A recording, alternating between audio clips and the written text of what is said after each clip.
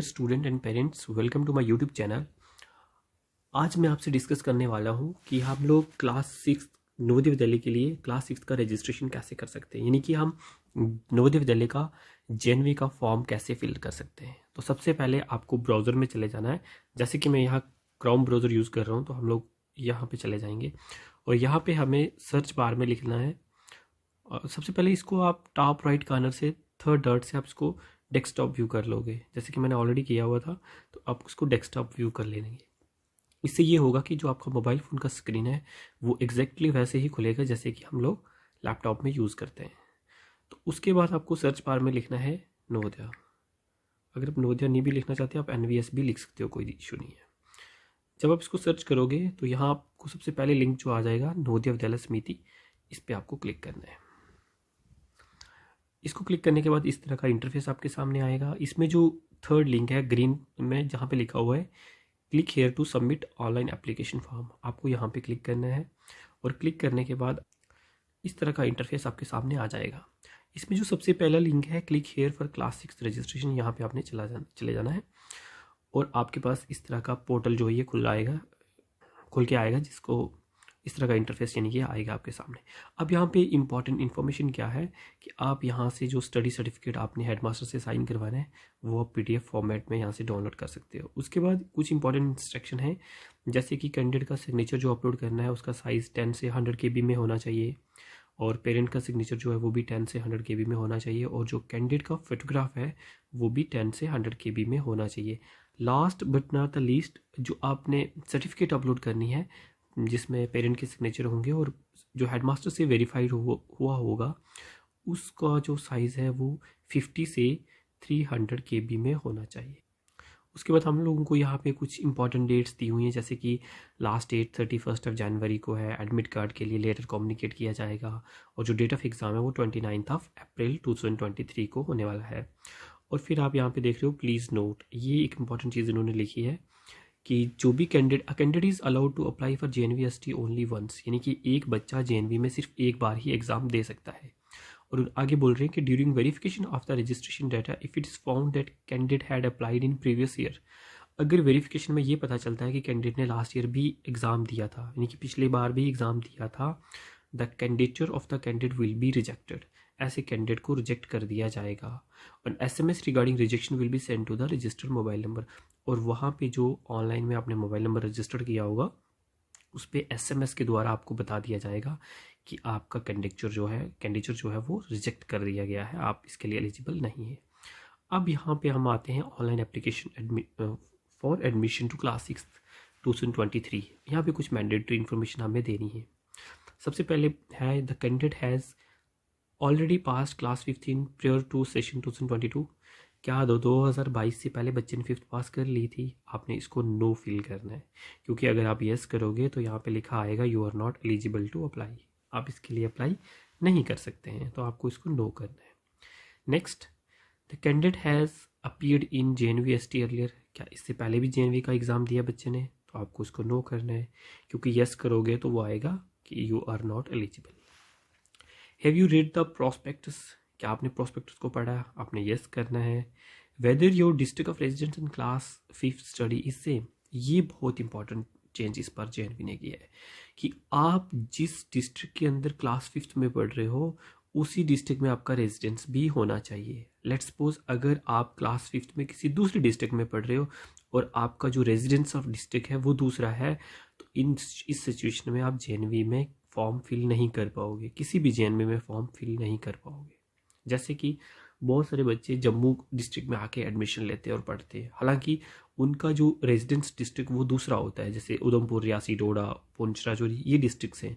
तो वो बच्चा ना तो अपने डिस्ट्रिक्ट में फॉर्म फिल कर पाएगा, ना ही जम्मू के JNV में फॉर्म फिल कर पाएगा। ये इस बार नवोदय विद्यालय ने बहुत बड़ा चेंज किया है, तो आपको इसको करना है नो, तो तब आएगा you are not eligible to apply, तो आपको इसको करना है येस कि हाँ मैं उसी डिस्ट्रिक्ट में रहता हूँ जहाँ मैं 5th में स्टडी कर रहा हूँ। Is the study certificate sign by headmaster of the school, yes हमने साइन करवाया है। Whether the candidate has promoted from class 4th and admitted to class 5th before 31 July 2022, क्या 31 जुलाई 2022 से पहले बच्चे को क्लास 5th में एडमिशन मिल गया था, हाँ जी येस करना है इसको। अब यहाँ पे एक important cheese, do you have Aadhaar number. अगर आपके पास आधार नंबर है, आप उसको येस करोगे तो आपको यहाँ पे आधार नंबर देना है। उसके बाद आपके मोबाइल पे एक OTP आएगा। तो उसके लिए कंडीशन ये है कि आपका आधार कार्ड के साथ मोबाइल नंबर लिंक होना चाहिए, तभी ये eKYC यहाँ पे करेगा, क्योंकि वो वैलिडेट करेगा आपकी डेट ऑफ बर्थ सही है या नहीं है। तो इसी सिचुएशन में जैसे बच्चे का आधार नंबर के साथ मोबाइल नंबर लिंक नहीं है, तब आपको इसको नो करना है, क्योंकि यस करोगे तो OTP ही नहीं आएगा। जब आप इसको आधार नंबर को नो करोगे, फिर आपको यहाँ पे एक डायलॉग मैसेज आएगा कि upload any government approved residence certificate of the parent from the district in which candidate studying class 5th। बच्चा जिस डिस्ट्रिक्ट में क्लास 5th में पढ़ रहा है, जिस डिस्ट्रिक्ट का रहने वाला है और क्लास 5th में पढ़ रहा है, वो अपने पेरेंट का एक रेजिडेंस सर्टिफिकेट यानी कि अपने पापा का डोमिसाइल सर्टिफिकेट जो है वो अपलोड करना होगा उसको। और उसका साइज़ क्या होना चाहिए, 50 से 300 KB में। और ये आपको तभी करना है जब आपके बच्चे के आधार नंबर के साथ मोबाइल नंबर लिंक नहीं है। अगर बच्चे के आधार नंबर के साथ मोबाइल नंबर लिंक है तो तब आप इसको अगर येस करोगे, फिर हमें ये सब अपलोड नहीं करना है। तो नो की सिचुएशन में हमें इसको क्या करना है, अपलोड करना है। अब चल के मैं इसको अपलोड कर लेता हूँ, फिर आगे हम प्रोसीड करते हैं। जब आप अपने पेरेंट का रेजिडेंस सर्टिफिकेट अपलोड करोगे तो फिर आपके पास इस तरह का इंटरफेस खुल के आएगा। यहाँ पे लिखा हुआ online application for admission to class 5th।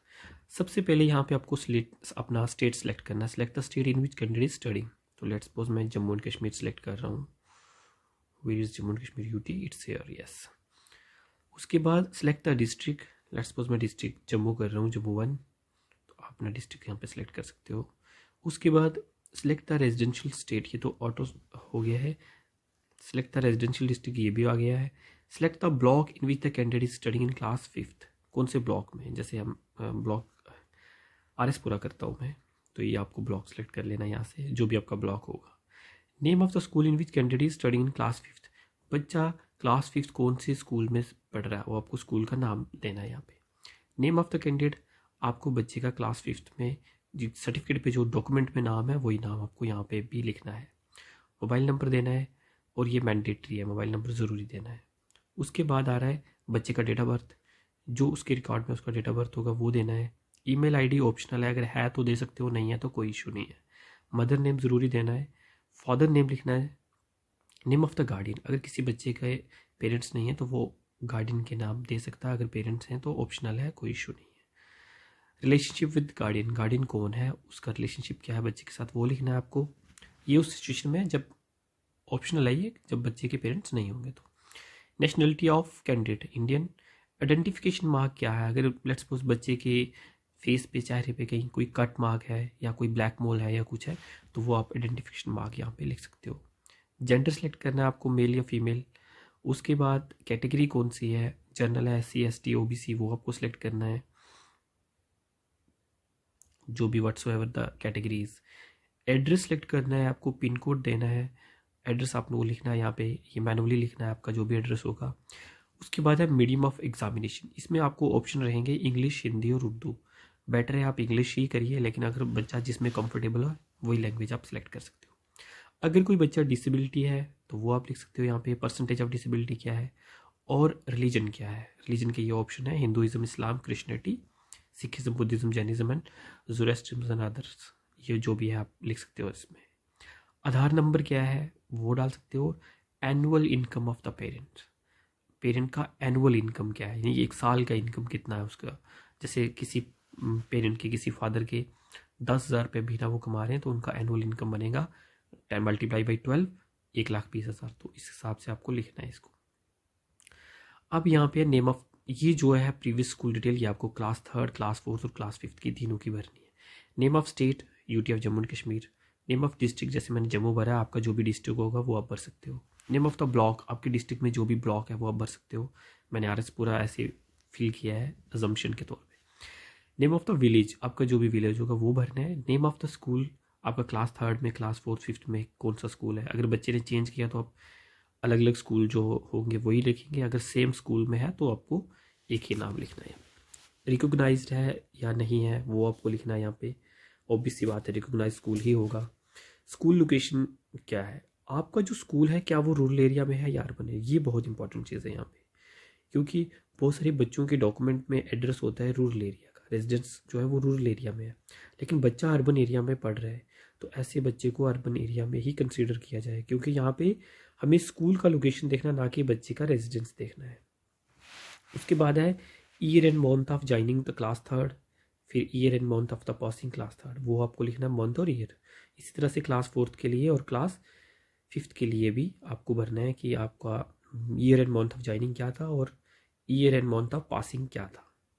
उसके बाद ये जो हमें पीछे सप्लाई किया था इन्फॉर्मेशन, वो यहाँ पे बाय डिफ़ॉल्ट आ रहा है।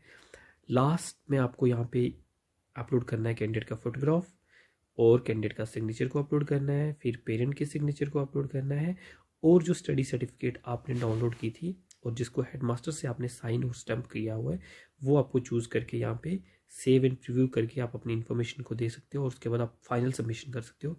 इस तरह से आपको यहाँ पे एक रजिस्ट्रेशन आईडी जनरेट होगी और आपका फॉर्म फिल हो जाएगा।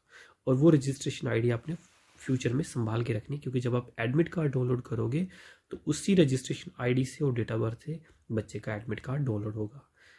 Thank you.